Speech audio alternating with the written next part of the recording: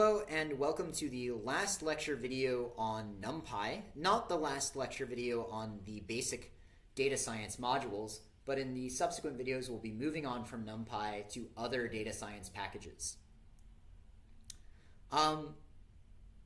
We've been dealing with NumPy arrays, and I've mentioned they are mutable, and we've seen but we haven't seen that in any way yet, actually. So first of all, let me point out that just as you might expect for a mutable array, just as you might expect, we can do things like if we want to mutate this 5 to some other value, that's in position 2, 2, right? Or 1, 1, sorry. 0, 0, 0, 1, 1, 0, 1, 1.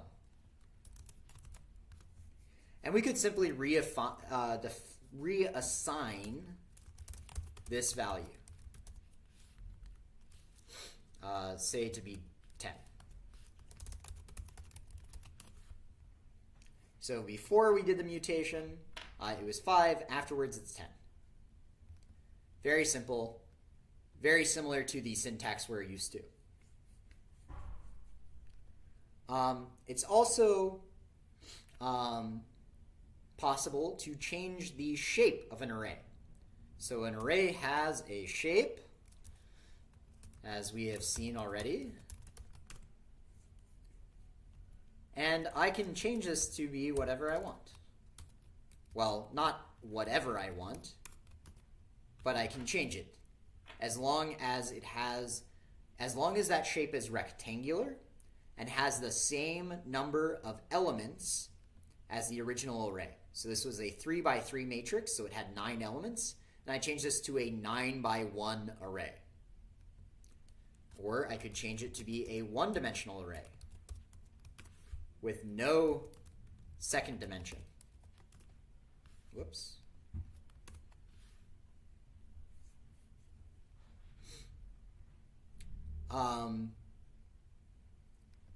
Typically, we won't do this by manipulating the shape attribute directly.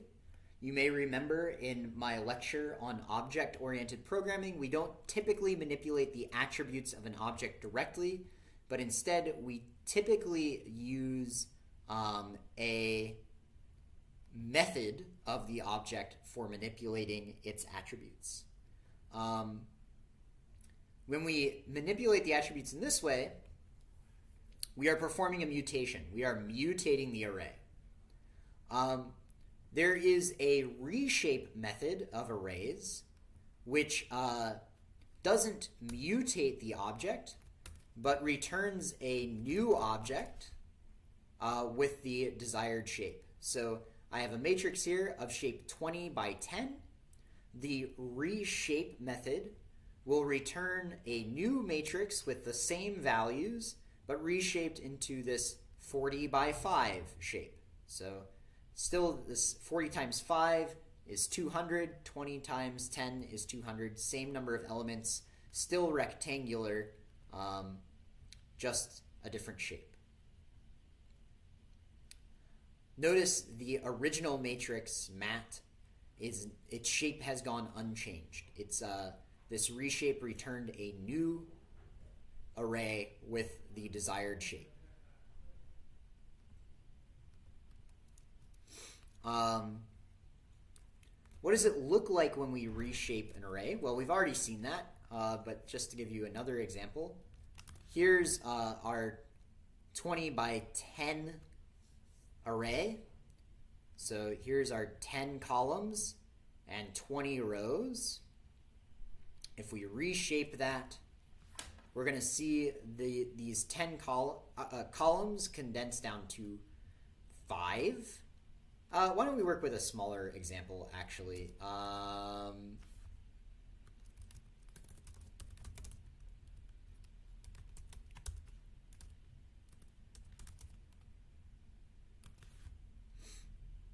So here we have 10, we'll call this mat, 10 rows, 5 columns. And if we reshape this, for instance, to be 5 rows with 10 columns, keep an eye on where this value goes, 0.9679.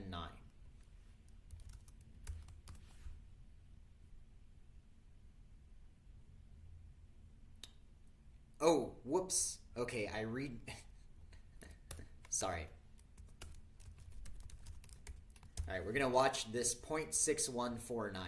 What happened was I regenerated the array with completely new random numbers. So what we were looking for just totally disappeared. So this 0.6149 ends up here. So essentially the way this got reshaped is that this row just got concatenated on the first row, the fourth row got concatenated on the third row, etc., which is kind of what we would expect. And if we were to go in the other direction, we would instead slice this row into 2 pieces, and it would just get stacked under this one. So if we reshape back to 10 by 5, we get back what we had before. So we cut up rows or concatenate them onto each other. If we try to reshape an array into a shape that has a different number of elements, so we're back to the original here with 200 elements, 20 by 10. If we try to go to 30 by 5, we'll encounter a value error. We can't reshape an array of size 200 elements, into shape 30 by 5, 150 elements, right? What would we do with these extra 50 elements? We don't know. There's a couple of other methods I want to highlight for reshaping arrays. One I already used, but didn't call it out at the time, which is ravel. That unravels an array into a single linear array, one-dimensional array, where we just have a linear sequence of all the elements in the array. So ravel unravels our array into one dimension. Another thing we can do to manipulate the shape is to transpose our array, where hopefully you're familiar with this from linear algebra, but we exchange the columns and rows. Every column becomes a row. So for instance, this column of 0.342, 0.911, 0.592 will become a row. Except instead it will be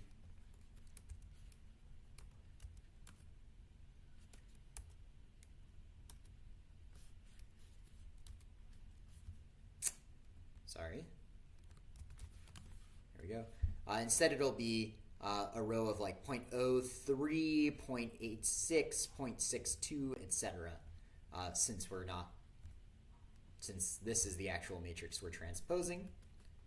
And we see the columns and the rows got exchanged. So now instead of having a 20 by 10 matrix, we have a 10 by 20 array. And if we look at this second row here, we have 0.03, 0.86, 0.624. Those are exactly the numbers I was calling out before. 0.03, 0.86, 0.624. So that column got turned into a row.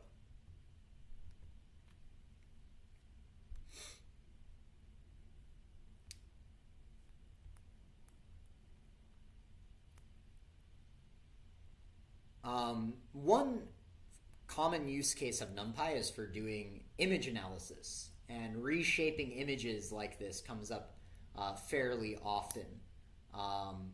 We might need to exchange, for instance, the dimension in which the color channel resides from being the first dimension to the third dimension, or we might need to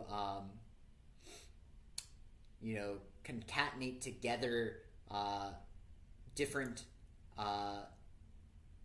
color channels to be side by side or something like that. Speaking of concatenating together different arrays, we can combine arrays using a number of convenience functions in NumPy. There's H-stack for horizontal stacking, where we stack these onto each other horizontally. So after 1, 2, 3, 4, 5, we have 2, 3, 4, 5, 6. We can vertically stack them with V-stack. So these get stacked as rows. Or we can diagonally stack them, which will generally look different depending on the dimensions of your input array. But in this case, it does a sort of combination of horizontal and diagonal stacking. So instead of simply concatenating them together, they sort of got transposed from rows to columns, and those columns got horizontally stacked. So we have two adjacent columns. I'm pretty sure D-stack stands for diagonal stack. Depth-wise, depth stack, my mistake. Nonetheless, this idea of kind of transposing the rows into columns and then stacking them horizontally still gives a clear picture of what happened. So that wraps up our discussion of NumPy. There is certainly much, much more to say about NumPy, but as we'll see, we'll be working with NumPy principally through pandas from starting very shortly, by the end of the notebook, basically. And while we'll still use NumPy for certain applications, particularly image analysis or working with scikit-learn, we use NumPy a lot. NumPy will often be lurking behind other data science packages, and we'll use NumPy directly a little less frequently, unless we're taking advantage, for instance, of its mathematical functions or its random submodule.